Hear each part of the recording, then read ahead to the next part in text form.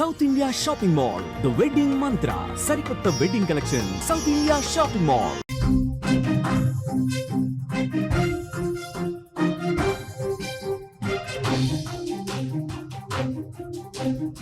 దేశవ్యాప్తంగా సంచలనం సృష్టించిన హనీమూన్ జంట మిస్సింగ్ కేసులో బిగ్ ట్విస్ట్ చోటు చేసుకుంది. భార్య అసలు నిందితురాలుగా తేలిపోయింది. కిరాయి హంతకులతో భర్తను హత్య చేయించి నాటకాలాడిందిమే. ప్రేమతో హనీమూన్ కు తీసుకెళ్లి అతి కిరాతకంగా చంపేసి నాటకాలాడింది. కానీ చివరికి దొరికిపోయింది. హనీమూన్ కేసులో భార్యే అసలు నిందితురాలు అని అంతా ఆశ్చర్యపోతున్న పరిస్థితి కనిపిస్తుంది. దేశమే దిగ్భ్రాంతికి గురవుతుంది. మధ్యప్రదేశ్లోని ఇండోర్కి చెందిన వ్యాపారవేత్త రాజా రఘువంశీకి సోనంతో ఇటీవల మే 11వ తేదీన వివాహం జరిగింది. పెళ్లైన తర్వాత మే 20న హనీమూన్ కోసం షిల్లాంగ్కు వెళ్లారు. అక్కడ గడుపుతున్న వారు కుటుంబ సభ్యులతో మే 25వ తేదీ వరకు కాంటాక్ట్ లో ఉన్నారు. తర్వాత వారి ఆచూకీ కనిపించకుండా పోయింది. ఇద్దరి ఫోన్లు స్విచ్ ఆఫ్ కావడంతో కుటుంబ సభ్యులు ఆందోళనకు గురయ్యారు.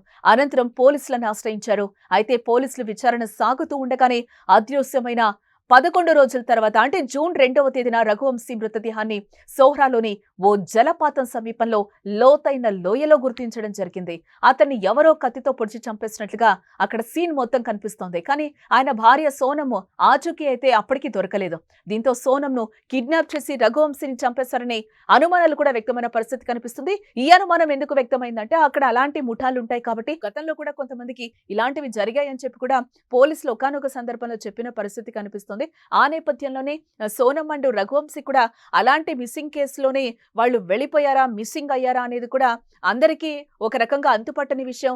తర్వాత ఫ్యామిలీ పర్సన్స్ వచ్చి కూడా వాళ్ళకి పోలీసులకి రిపోర్ట్ చేసిన తర్వాత అందరం వెతకడం స్టార్ట్ చేశారు.